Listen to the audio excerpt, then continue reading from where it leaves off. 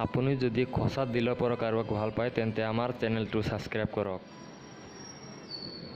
প্ৰেম মানে বিবাহ নহয়। তেওঁ মোক এৰি যোৱা সময়ত কৈছিল, ভাল পাওঁ আৰু সদায় পাই থাকিম। মোৰ প্ৰতি উকাহতে তুমি আছা। তোমাক বহুত ভাল পাওঁ, কিন্তু পৰিয়ালৰ সুখৰ বাবে আমি আঁতৰি আহিব লাগিব।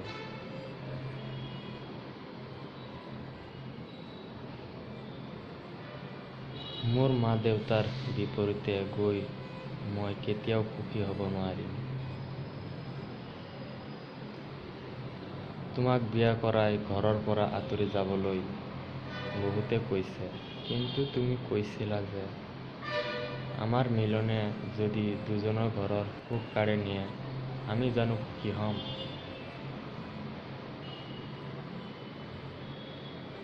আমি ইজনে সিজনক ত্যাগ কৰিছিলোঁ। আনৰ দুখৰ বাবে আমাৰ প্ৰেম অপ্ৰাপ্তি কেতিয়াও আৰু কেতিয়াও লগ নাপাওঁ।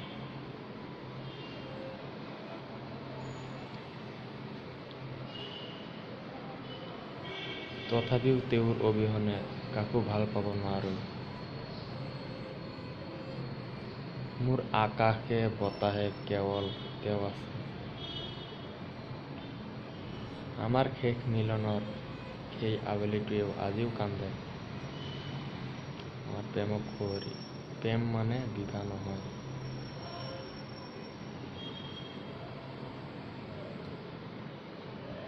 আৰু বিবাহ মানেও প্ৰেম নহয়।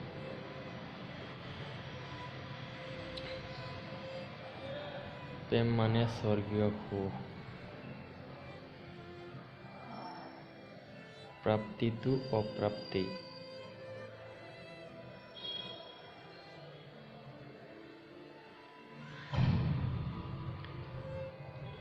প্ৰেম মানে ত্যাগ। তেওঁক মই আজিও ভাল পাওঁ।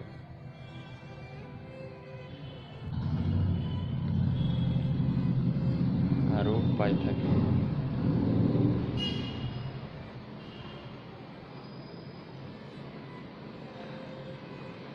আমাৰ প্ৰেম মিলন নহ'লেও প্ৰাপ্তি। প্ৰেম মানে কেতিয়াও বিবাহ হ'ব নোৱাৰে।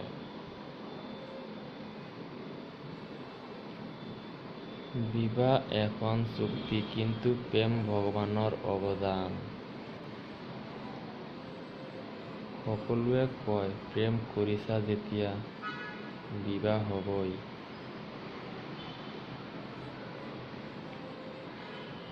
পৰিয়ালৰ মতৰ অবিহনে প্ৰেম প্ৰাপ্তি হ'ব নোৱাৰে। ধন্যবাদ।